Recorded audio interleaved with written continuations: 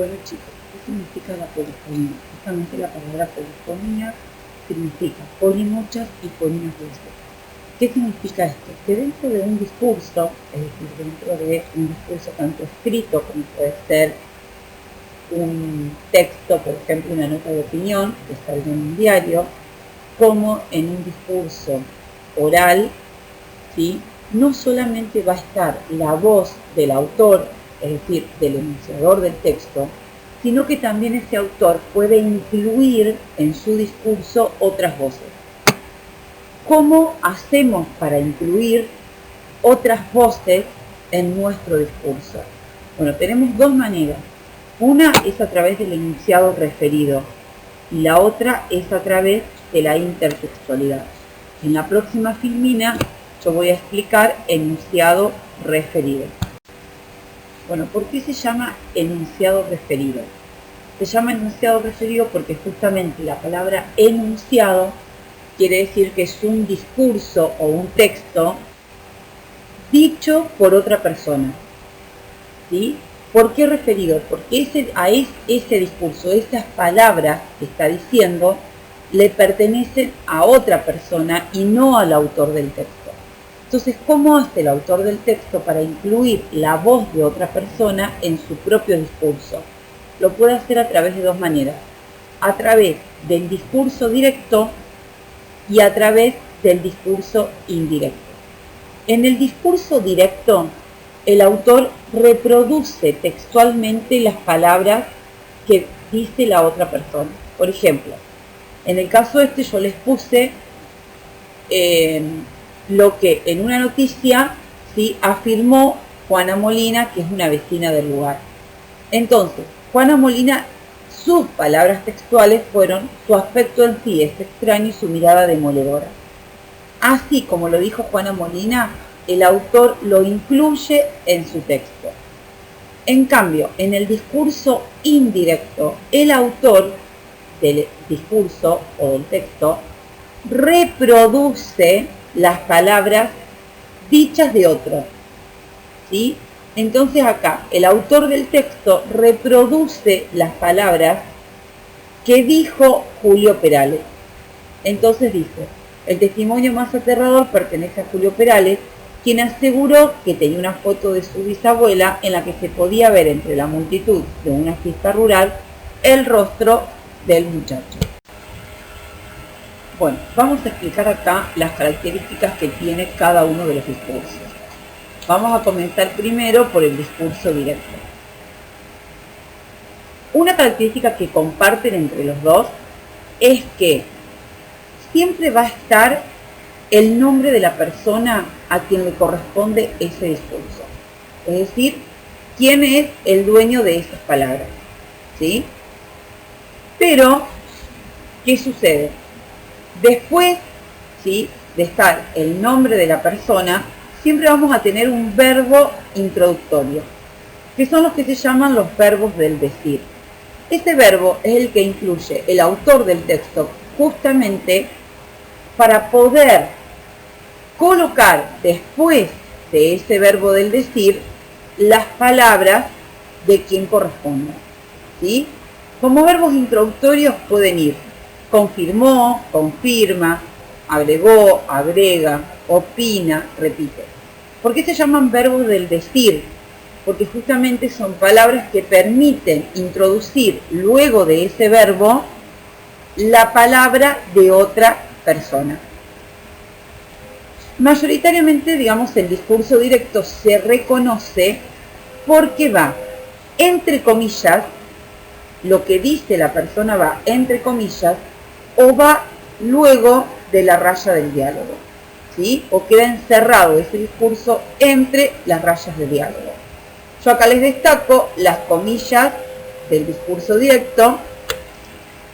Con rojo el verbo afirmó, que es el verbo del decir, y con negrita el nombre a quien le corresponde ese discurso, quién es el dueño de esas palabras, que la persona que las dijo fue Juana Molina. Ahora, voy a hacer una aclaración. El nombre de a quien le pertenece el discurso puede estar adelante del discurso, puede estar al medio del discurso o puede estar atrás, como en este caso. Si estuviera delante, se diría: Juana Molina, una vecina del lugar, afirmó, y luego entre comillas, lo que quiso. Si estuviera en el medio, puede decir: su aspecto en sí es extraño, una raya de diálogo, afirmó Juana Molina, una vecina del lugar, raya de diálogo, y su mirada demoledora, y cerramos las comillas. Como quedó claro en la filmina anterior, el discurso directo se caracteriza porque va entre comillas, ¿sí? Y el nombre puede ir al principio, al medio o atrás. ¿Cómo diferencio yo un discurso directo de uno indirecto? Porque justamente el indirecto no va entre comillas, no va entre raya de diálogos, tampoco lleva signos de pregunta o signos de exclamación. El nombre a quien le corresponden esas palabras, es decir, quién es el dueño de esas palabras, quién fue el que las dijo, siempre va al principio del discurso. Y luego del nombre va el verbo del decir, y seguido del verbo del decir lleva el nexo qué, quién, cuál, por qué. Entonces, acá tenemos: el testimonio más aterrador pertenece a Julio Perales, como pueden ver en el ejemplo. El nombre a quien le pertenece el discurso va siempre antes que el discurso, es decir, va al principio. Luego tenemos quién, luego tenemos el verbo del decir aseguró, el nexo que, por eso se los remarqué con rojo, y luego las palabras que dice Julio Perales. Como estas palabras las reproduce el autor, justamente, ¿sí?, todas las marcas de la persona, es decir, todos los deícticos personales, espaciales y de tiempo, tienen que ir más lejanos. Entonces, por ejemplo, acá dice: tenía una foto de su bisabuela. Como estas palabras son la reproducción de lo que dijo Julio Perales, el autor debe usar justamente el pronombre su en lugar de usar el pronombre mi bisabuela, que haría referencia como que la bisabuela fuese del autor y no de Julio Perales. ¿Qué es lo que yo tengo que modificar cuando paso de un discurso al otro? Se modifican los verbos, cambian en el tiempo y la persona, ¿sí? Les voy a dar un ejemplo. Si los verbos en el discurso directo están utilizados en primera persona, ¿sí?, y por ejemplo digo yo voy a tener que decir ella va, ¿sí? Y justamente también cambian los deícticos de la persona. Si yo en el discurso directo usé el yo, cuando lo paso a discurso indirecto, como voy a reproducir las palabras que dijo el otro, voy a tener que usar la tercera persona y cambio el yo por el ella o el él. Lo mismo pasa con el tiempo y con el espacio, ¿sí? Si en el discurso directo se dice ahí, en el espacio yo voy a tener que poner allí. Para efectuar los cambios correctamente, van a trabajar con el cuadro de discurso directo e indirecto que está en la página 4 del material que se subió la clase anterior, que dice segunda parte de enunciado, enunciación. Bueno, ¿qué tengo que modificar cuando paso de un discurso al otro? Por ejemplo, del discurso directo al indirecto, o al revés, del indirecto al directo. Voy a tener que cambiar el tiempo de los verbos y la persona. Si el tiempo del verbo está en presente y se usa la primera persona del verbo, por ejemplo dice yo voy, en directo, cuando lo paso al indirecto voy a tener que cambiar el tiempo del verbo y la persona del verbo. Entonces voy a tener que decir él o ella iba. Lo mismo sucede con los deícticos personales. Si se usan en el directo la primera persona, lo voy a tener que cambiar a la tercera persona. Está claro el ejemplo con el discurso de Julio Perales. Si él dice En el indirecto se dice su abuela y yo lo voy a pasar al directo, voy a tener que decir mi abuela porque estoy diciendo las palabras textuales de Julio Perales. Y lo mismo sucede con el tiempo y el espacio. Para eso van a trabajar siempre con el cuadro que hay en la página 4 del apunte, segunda parte de enunciado, enunciación, el cuadro que dice discurso directo e indirecto, que ahí les marca todas las modificaciones que deben hacer y por qué lo deben reemplazar. Por ejemplo, si es en el espacio, yo digo aquí, después lo tengo que reemplazar por la palabra allí. Bueno, en esta filmina van a ver el primer ejemplo. El discurso directo de Juana Molina lo vamos a transformar a discurso indirecto. La característica es que en el discurso indirecto siempre el nombre de la persona va primero que el discurso. Entonces yo tengo que poner Juana Molina, una vecina del lugar. El verbo afirmó queda porque es el verbo del decir y ese verbo lo utiliza el autor para poder incorporar el discurso. No son palabras que haya dicho Juana Molina, sino que es el verbo que utiliza el autor para introducir el discurso de Juana Molina. Luego colocamos el nexo que. ¿Y qué variante le tengo que hacer acá?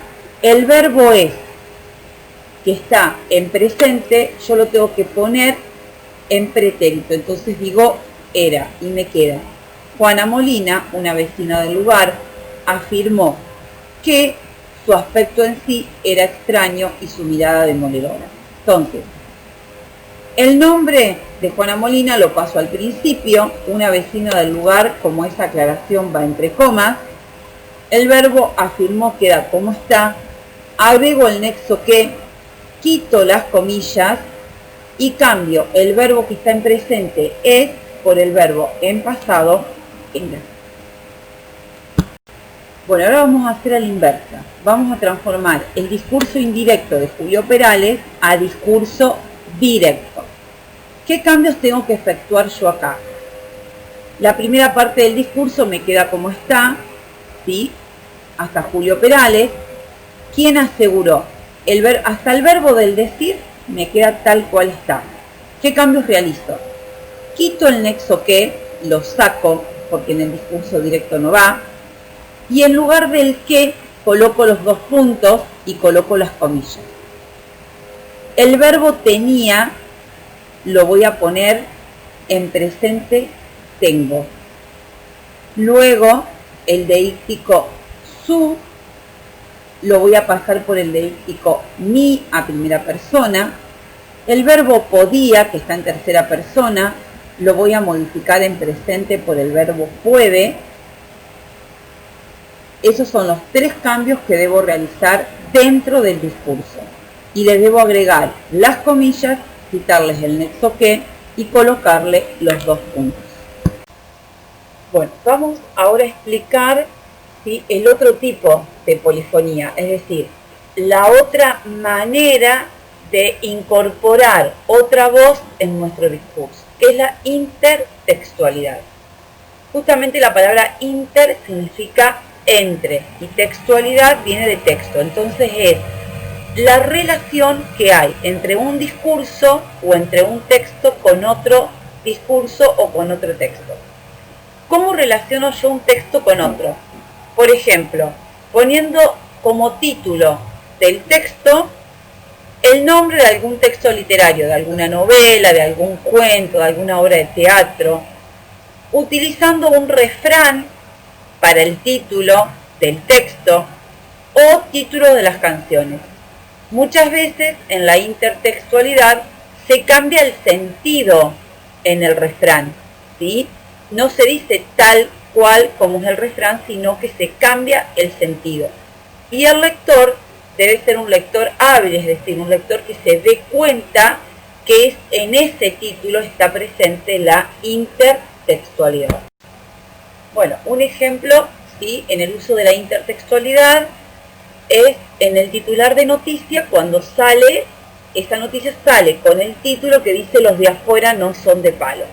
Acá tenemos una clara intertextualidad con un refrán muy conocido donde se dice los de afuera son de palo. Es por eso que yo en la filmina anterior les explicaba que muchas veces lo que se hace es cambiarle el sentido.